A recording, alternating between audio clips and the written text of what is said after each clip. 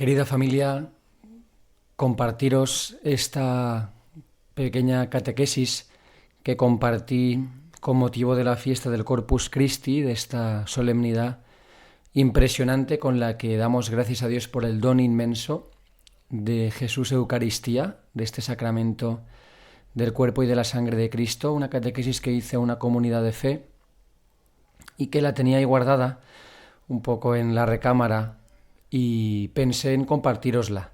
Y como últimamente varias personas me han hecho preguntas en torno a la Eucaristía y conozco a varias personas adultas que van a recibir por primera vez a Jesús Eucaristía dentro de poco, pues un poco compartiros esta catequesis, ¿no? Sobre la presencia real de Jesús en la Eucaristía, ¿no? De aquello, esta verdad de fe de los cristianos que sabemos, no solo creemos, sino que sabemos y hemos experimentado que Jesús está vivo, ¿no?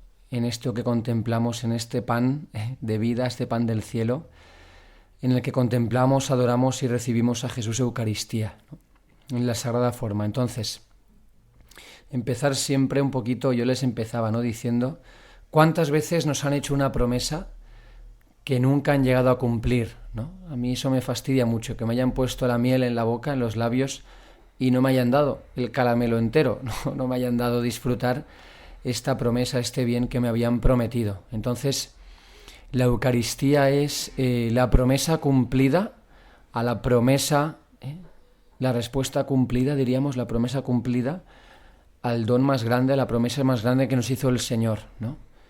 Que es yo estaré con vosotros todos los días hasta el fin del mundo, ¿no? Yo creo que en la Eucaristía se cumplen dos promesas. La primera, el deseo de Cristo de hacerse una única e indisoluble persona, una única e indivisible persona con nosotros. Por eso se llama comunión, ¿no? Una unión, una unión íntima entre Cristo y tú, y tu vida, y tu alma, y tu persona, y tu ser. La primera promesa esta, yo me voy a hacer uno contigo. Y la segunda promesa, voy a estar con vosotros todos los días hasta el fin del mundo, ¿no? Es la promesa que les hace el Señor a los apóstoles y a toda la Iglesia. Y es impresionante porque estas dos promesas, estos dos deseos de Cristo de estar todos los días con nosotros hasta el fin del mundo y unirse de una manera inseparable, indivisible, indisoluble contigo, se cumplen de una manera admirable en el sacramento de la Eucaristía. Y es que esto va a ser el cielo, ¿no? Decimos que la Eucaristía es un anticipo, un entremés, coloquialmente hablando, del gran banquete que será la vida eterna. Y es que esto va a ser el cielo. Vivir unidos a Cristo para siempre, adorarle, alabarle y estar con Él de manera definitiva, ¿no? Sin tiempo, sin preocupaciones, sin otros quehaceres que nos distraigan de este fin último para el que fuimos creados y al que somos llamados. Estar con Él, disfrutar de Él, pertenecerle. Este es el fin para el que hemos sido creados. A mí mucha gente cuando me dice, es que mi vida no tiene sentido, es que un cristiano, no encuentro brillo, alegría en mi vida, no sé qué hago en este mundo, ¿no? Yo le digo, dime cuánto adoras a Jesús Eucaristía y te diré cuánto sentido tiene tu vida. Dime cómo es tu experiencia de la Eucaristía, de la adoración, de la alabanza, de tu unión con Jesús, y te diré cuánto sentido, profundidad y cuánta plenitud tiene tu vida. De hecho, yo lo digo siempre, la gente se escandaliza un poco. Si pudiera elegir la manera y el momento de mi muerte, me gustaría que fuera así, de esta manera, estando con Él, en adoración, contemplándole cara a cara o celebrando la Eucaristía, ¿no? Por eso yo os invitaría, ¿no? Siempre que vayamos a un momento de adoración, a la Eucaristía, el poder, ¿no? Pedirle al Señor que nos aumente nuestra fe, pedirle al Señor que aumente nuestro amor a la Eucaristía y pedir por tantos hermanos nuestros cristianos, pues que aun participando dominicalmente todas las semanas de la Eucaristía o participando en la adoración, pues están descubriendo o no han llegado a descubrir este don, el don que este misterio esconde, la presencia que está latiendo en este sacramento, que es el mismo Cristo vivo.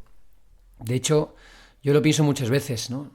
Si en alguna adoración, imaginaos que estamos en una adoración con las puertas abiertas o celebrando la Eucaristía en el momento en el que el sacerdote eleva, muestra al pueblo de Dios el cuerpo de Cristo recién consagrado, Si en ese momento entra alguien que está pasando por la calle, yo qué sé, pues una pareja de novios que ha salido a pasear, o una pareja de ancianos, o algún joven que están por ahí, ven que hay gente en la iglesia, y entran y ven a un hombre levantando un trozo de pan, una forma ahí circular, o ven a mucha gente de rodillas en silencio mirando ese disco brillante, ¿no? Como el otro día me decían unos jóvenes a los que les invité a venir a una adoración por primera vez. Yo no sé cómo se quedarían, ¿no? Si cuando nos preguntan, oye, ¿qué es ese disco brillante? ¿Qué es ese pan que estáis mirando? Yo no sé cómo se quedarían al decirles nosotros que ese que están viendo es Jesucristo, el Hijo de Dios, todo Dios presente de manera viva y real en ese trozo de pan, ¿no? ¿Cómo puede ser? ¿No? ¿Acaso no es algo imposible? Pues bueno, es verdad que no entra en el entendimiento y en la razón humana este misterio. ¿Hace falta la razón para creer? Por supuesto. ¿Hace falta pensar las cosas que creemos? Por supuesto. De ahí la importancia de la teología y de la explicación de la fe, pero es verdad que la fe no es fruto de la razón, o la fe no es fruto de un argumento, o la fe no es fruto de que yo demuestre no sé qué cosas. Es un misterio, es un don, la fe es un milagro, es razonable, tiene argumentos, se puede explicar, pero Dios hecho pan, pues bueno, como dice el himno del Pange Lingua, ¿no? Et si sensus deficit, ad firmandum cor sincerum, sola fides sufficit. Esto es, y si los sentidos dudan, solo la fe es suficiente para fortalecer el corazón en la verdad. Esto es lo que cantamos en el himno del Pange Lingua, compuesto por Santo Tomás de Aquino, cuando se inaugura esta fiesta del Corpus Christi en el siglo XIII. Si los sentidos dudan, si nuestra cabeza no entiende, si nuestra mirada ve un trozo de pan, en ese momento solo la fe es suficiente para certificar a tu corazón que eso que estás viendo es Cristo vivo, ¿no? Solo la fe es suficiente para fortalecer el corazón en la verdad de que eso que estás viendo es Jesús.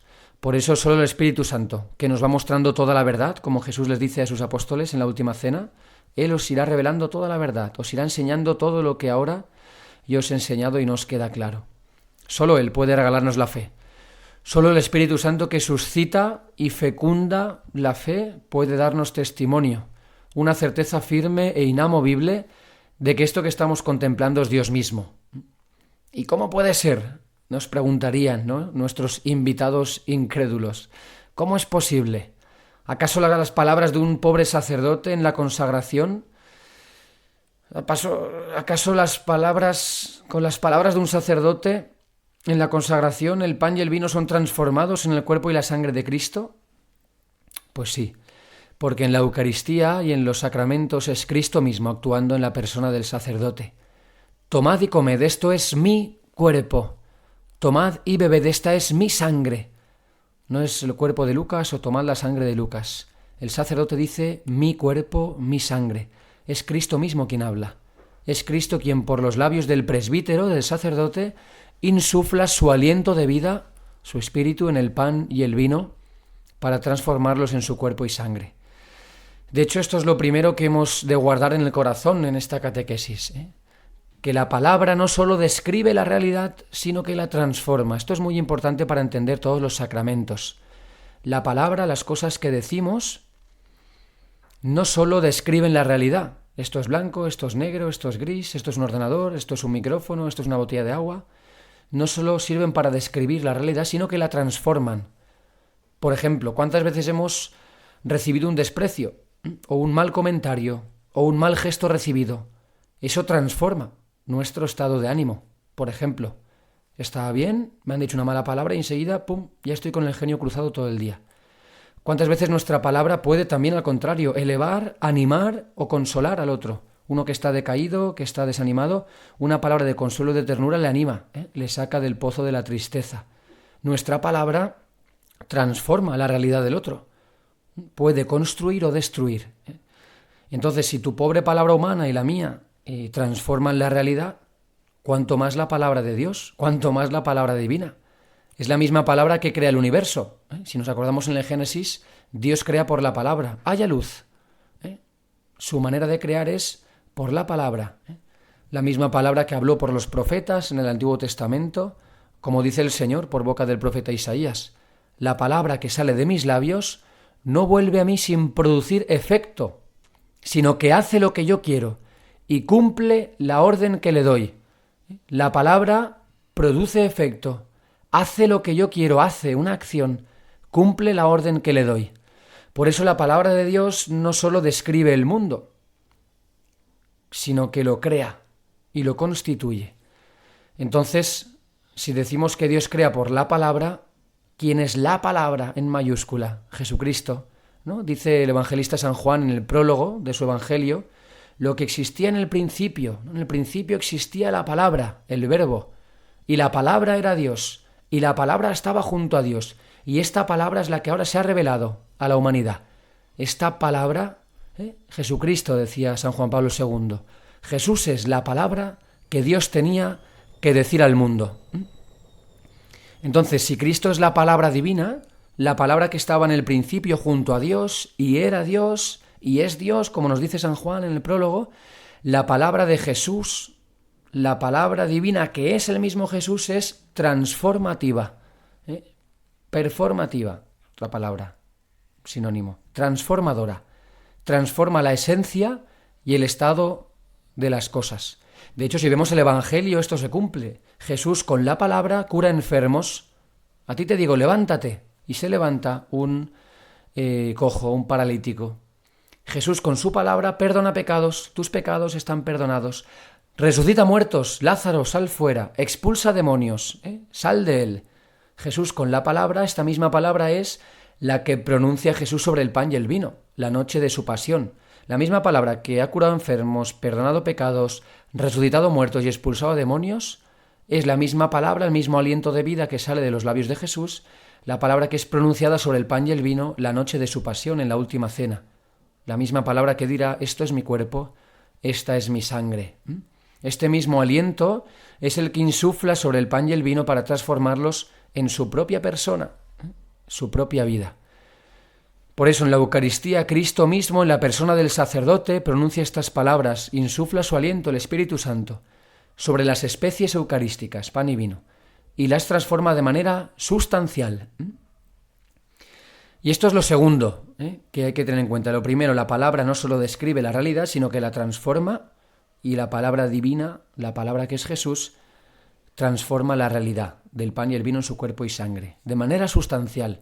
¿Y en qué consiste? La segunda idea es esta. ¿En qué consiste esta transformación con la que la teología explica el cambio sustancial, real, que las especies de pan y vino experimentan en la consagración, ¿no? Esto que conocemos así en plan técnico como la transubstanciación. La teoría de la transubstanciación, es lo que ocurre. El cambio de sustancia. La sustancia de pan y vino se transforman en el cuerpo y la sangre de Jesús. En la consagración, la sustancia del pan se convierte en la del cuerpo de Jesús y la sustancia del vino se transforma en la sustancia de la sangre de Jesús. A pesar de que los accidentes, lo que tú y yo vemos, pan y vino, permanecen inalterables. Quizás si los términos filosóficos, sustancia y accidentes, porque entendamos que la teología se ha ido desarrollando también con las categorías y con la filosofía y los términos que existían en ese momento en la historia. Quizás si estos términos filosóficos, sustancia y accidentes, nos resultan lejanos o extraños, podemos traducirlos por los términos realidad y apariencia. De hecho, Santo Tomás de Aquino, este teólogo impresionante, enseñaba que la realidad más profunda de los elementos eucarísticos se transforma en la presencia real de Cristo, en la presencia personal de Cristo, aunque las apariencias, pan y vino, permanezcan igual. Por ejemplo, un ejemplo también muy concreto, es que si no ponemos ejemplos quizá nos quedamos en lo abstracto. ¿Cuántas veces una persona tiene una apariencia? Parece que es de una manera, pero cuando la conoces de verdad, en realidad, de manera profunda, resulta que es de otra forma. ¿Cuántas veces una persona va con la sonrisita falsa que pones para que nadie te pregunte lo mal que estás, pero en el fondo estás triste, desesperanzado, decaído, ¿no? A veces apariencia y realidad no coinciden, ni con las personas ni con los estados de ánimo, por mucho que pongamos sonrisas falsas para salir en la foto. Pues bueno, si a veces apariencia y realidad no coinciden, esto es lo que ocurre en la Eucaristía, ¿no? Y ejemplo de esto, ejemplo de que esto acontece, de que esta presencia de Cristo vivo y personal es real, ejemplo de ello, por si alguien sigue sin creer, son los innumerables milagros eucarísticos que han tenido lugar a lo largo de la historia de la Iglesia. ¿Qué es un milagro eucarístico? Un milagro que tiene que ver con la Eucaristía, que si tú viendo ese trozo de pan o ese poco vino no crees que es el cuerpo y la sangre de Cristo, han acontecido una serie de sucesos milagrosos que no son explicables científicamente, con los que se nos corrobora y se nos certifica a la fe y también a los sentidos que eso que estamos viendo es el cuerpo y la sangre de Jesús. De hecho, el reciente joven Carlo Acutis, que han beatificado, este joven italiano de tan solo 15 años de edad, sí, beatificado por el Papa Francisco el pasado 10 de octubre de 2020, realizó una exposición sobre los milagros eucarísticos. Él tenía un amor a la Eucaristía impresionante, ¿no? Él decía que la Eucaristía era la autopista para ir al cielo. Pues hizo una exposición sobre los milagros eucarísticos reconocidos por la Iglesia. Más de 160 milagros en varios países y continentes.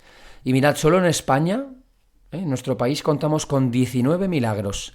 Y en nuestra diócesis de Valencia con 5 milagros eucarísticos. Y yo, perdona que saque aquí un poco el pecho, que lo infle, pero uno fue en Moncada, así que, y otro en Llutxent, que si Juan me oye, un amigo mío, y no lo digo, pues me matará. 5 milagros eucarísticos en la diócesis de Valencia. De hecho, en internet tenéis la exposición. Si alguien pone exposición milagros eucarísticos Carlo Acutis, lo puede encontrar. Y lo tercero, que me gustaría que el Señor grabara a fuego en vuestro corazón, es su deseo, el deseo de Cristo de querer vivir en ti, como os decía al principio, una sola e indivisible persona, más cerca de mí que mi propio yo, es más íntimo a mí que yo mismo, decía San Agustín, más cerca de mí que mi propio yo, más dentro de mí de lo que yo estoy. Esto es la Eucaristía. Dice San Cirilo de Alejandría, un padre de la Iglesia del siglo IV, en sus catequesis a los neófitos, aquellos que están empezando, han sido bautizados y que están creciendo en la fe, que al recibir a Cristo en la Eucaristía nos hacemos concorpóreos y consanguíneos con Cristo, como los hermanos que comparten la sangre. Pues cuando yo recibo a Cristo en la Eucaristía me hago concorpóreo, consanguíneo con Él. Es decir, que la misma vida de Cristo, ojo, atención, que a esto nos acostumbramos, la misma vida de Cristo está latiendo, está fluyendo, esto que se dice hoy, está latiendo dentro de nosotros. Y mirad, sabéis que esto fue un escándalo. Esta es la tercera idea, pero quizás la más escandalosa. Sabéis que el Señor, es decir, que la vida de Dios esté latiendo ahora mismo dentro de ti, o que la vida de Dios esté fluyendo por tu mismo ser o persona o sangre, es algo impresionante. Esto fue un escándalo, ¿por qué? Porque el Señor, mirad, instituye el sacramento de la Eucaristía en la última cena. Pero ya antes, durante su ministerio público, para los que conocemos un poquito más la vida de Jesús, ya había ido preparando a los apóstoles para este momento. De hecho, ellos en ese momento no entendieron nada. ¿Cómo lo iban a entender? O sea, en el momento de la última cena los apóstoles no entendían nada. No habían recibido aún el Espíritu Santo en Pentecostés, que les iba a hacer recordar y comprender en profundidad todo lo que Jesús había dicho y hecho mientras estuvo con ellos, ¿no? Pero hay que volver a un momento del ministerio de Jesús que supuso un escándalo, un punto de inflexión. Recordamos la famosa multiplicación de los panes y de los peces. Recordamos cuando Jesús multiplica los panes y los peces para saciar a las multitudes hambrientas que vagan, como dice San Marcos, como ovejas sin pastor. Pues mirad, en ese momento en que Jesús da de comer a toda la multitud, en ese momento quieren nombrar a Jesús rey, porque hace milagros y les da de comer gratis. Pues bueno, pan y circo, decían los emperadores romanos. A mí me dan de comer y me entretienen, pues ya nombro rey a quien sea, ¿no? Bueno, si es que la verdad, nos conformamos con muy poco, ¿no? Entonces, en ese momento en que quieren nombrarlo rey, él se escabulle y cruza el lago de Galilea y llega a Cafarnaún, donde en la sinagoga de Cafarnaún tiene lugar uno de los discursos más potentes y escandalosos de Jesús. Es el discurso conocido como el discurso del pan de vida, que tenemos en el capítulo 6 de San Juan, para quien quiera leerlo.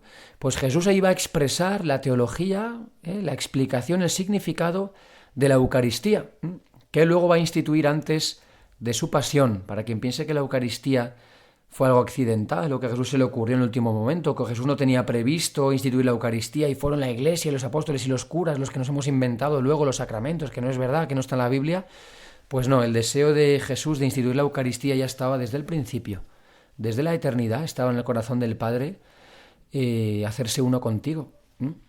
Desde el principio estaba en el corazón de Cristo hacerse uno contigo. Por eso va a ir preparando a sus apóstoles para que llegado el momento y habiendo recibido el Espíritu lo puedan entender. Por eso yo os invitaría, ¿no?, a leer este capítulo 6 de San Juan a la luz de lo que estamos diciendo. Primero pensemos que los judíos tenían prohibido comer alimento animal, sin desangrar. O sea, tenían prohibido por la ley de Moisés, como vemos en el Antiguo Testamento, ingerir carne con sangre. Esto estaba prohibidísimo. Era una de las leyes del pueblo judío.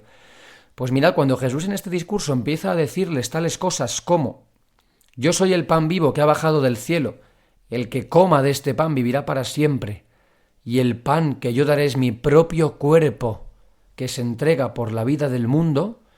Otra frase como: el que no come mi carne y bebe mi sangre, no tendrá vida. Pues métete en la mente de un judío y piensa si se escandalizaría o no.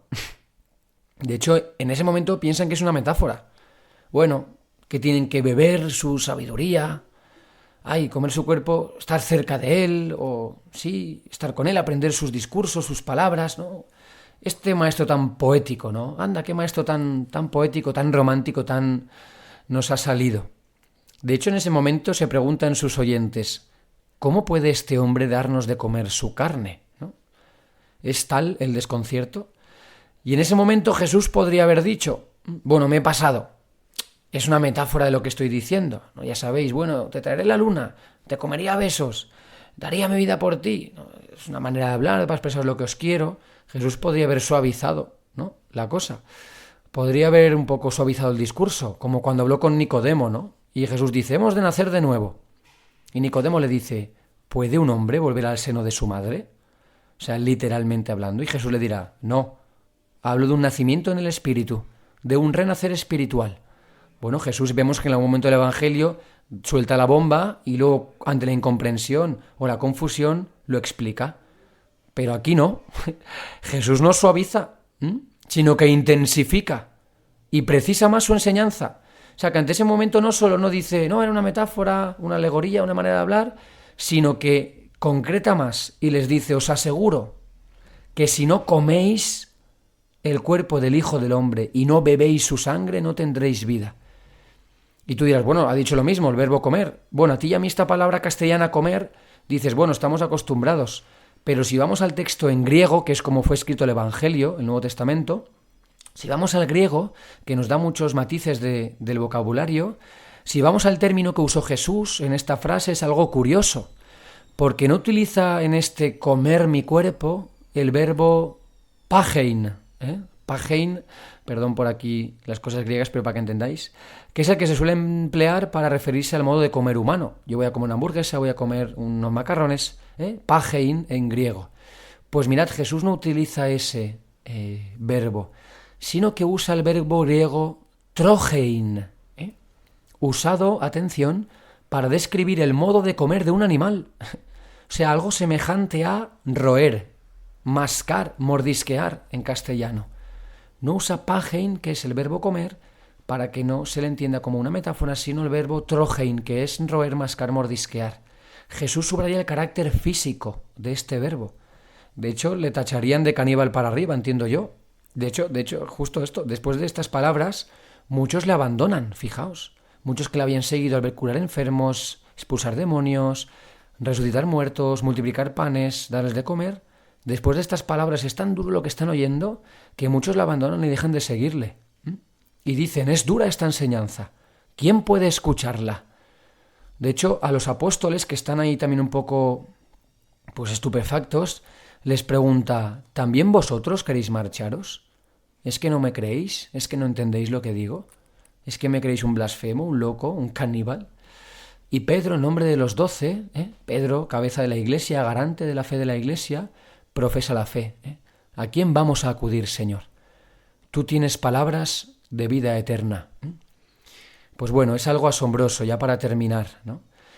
La fe en la encarnación del Hijo de Dios, y en la presencia real del Hijo de Dios en la Eucaristía están unidas, ¿no? O sea, yo creer que Jesucristo es el Hijo de Dios, que se hizo carne, se hizo hombre verdaderamente, va unido con que yo crea que Cristo se hace presente, el mismo Hijo de Dios, en la Eucaristía, ¿no? En la forma sacramental, ¿no? De hecho, la Eucaristía, perdón por estas palabras, pero para que lo entendamos, la Eucaristía no es otra cosa que una extensión sacramental de la Encarnación, a través del tiempo y del espacio. Extensión sacramental de la Encarnación, que es el modo en que Cristo continúa viviendo de modo corporal en el sacramento con su Iglesia. De hecho, si fuéramos plenamente conscientes de esto que estamos viendo y adorando, cuando vamos a la Eucaristía o a la adoración, de esto que estamos diciendo, nos explotaría la cabeza, ¿no? Decía el santo cura de Ars, una frase que me encanta: si un sacerdote supiera lo que es, explotaría. Si tú y yo fuéramos conscientes plenamente de lo que está pasando ante nuestros ojos en cada Eucaristía, en cada adoración, es que nos postraríamos al suelo, nos tiraríamos al suelo, no nos podríamos levantar. Decía Carlo Acutis, no entiendo, decía este chaval, no entiendo cómo nos pasamos horas y horas en una fila para entrar a un concierto de rock o para comprar unas entradas para un partido de fútbol, horas y horas, y para entrar a la iglesia no hay filas, y encima hay bancos vacíos. Pues bueno, dudan los sentidos y el entendimiento. Es verdad, es cuestión de fe. Pero la fe no es fideísmo. Esto es así y ya está, porque sí, porque sí, porque sí, no. La razón entra en juego hasta donde puede, hasta donde puede. Tú y yo podemos entender, y aquí resumo un poco toda la catequesis, tú y yo podemos entender cómo nuestras palabras impactan en el otro, transforman la realidad, el estado de ánimo de los demás acontecimientos. Pues bueno, podemos entender también que la palabra divina puede transformar lo que quiera en un simple instante. Tú y yo podemos entender con la razón que las apariencias engañan y que la realidad verdadera y auténtica se esconde, a veces bajo apariencias, sonrisas falsas, máscaras, ¿no? Muchas veces. Pues podemos entender también que Cristo mismo se esconde, su persona, su cuerpo, sangre, alma y divinidad, su vida late en las apariencias de pan y vino. Tú y yo podemos entender el deseo de dos enamorados de verse, de abrazarse, de comerse a besos, de estar junto al otro, de fundirse en un abrazo eterno. Pues bueno, podremos entender también el deseo ardiente de Cristo de querer unirse a ti, de hacerse una sola persona contigo y conmigo. Y esto lo entendemos un poquito. Si lo llegáramos a entender, a comprender del todo, si lo comprendiéramos del todo, moriríamos. Vamos, es que no, nos explotaría la cabeza, ¿no? Nos pasaríamos la vida entera allí, en la capilla o en la iglesia, hasta que el Señor nos llamara a la vida eterna. Pues ánimo, familia. Termino esta catequesis con otro himno, uno de los 5 himnos eucarísticos que el Papa Urbano IV encargó a Santo Tomás para esta nueva fiesta del Corpus Christi, una vez se instituyó. Se titula Adoro te devote, te adoro con devoción. Y dice este himno con el que terminamos: te adoro con devoción, Dios escondido, oculto, verdaderamente bajo estas apariencias. A ti se somete mi corazón por completo y se rinde totalmente al contemplarte. Al juzgar de ti, se equivocan la vista, el tacto, el gusto, pero basta el oído para creer con firmeza. Creo todo lo que ha dicho el Hijo de Dios. Nada es más verdadero que esta palabra de verdad.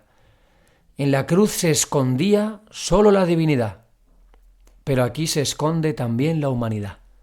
Sin embargo, creo y confieso ambas cosas, y pido lo que pidió aquel ladrón arrepentido. No veo las llagas como las vio Tomás, pero confieso que eres mi Dios. Haz que yo crea más y más en ti, que en ti espere y que te ame. Memorial de la muerte del Señor, pan vivo que das vida al hombre, concede a mi alma que de ti viva y que siempre saboree tu dulzura. Señor Jesús, pelícano bueno, límpiame a mí, inmundo, con tu sangre, de la que una sola gota puede liberar de todos los crímenes al mundo entero. Jesús, a quien ahora veo oculto, te ruego que se cumpla lo que tanto ansío, que al mirar tu rostro cara a cara, sea yo feliz viendo tu gloria. Amén.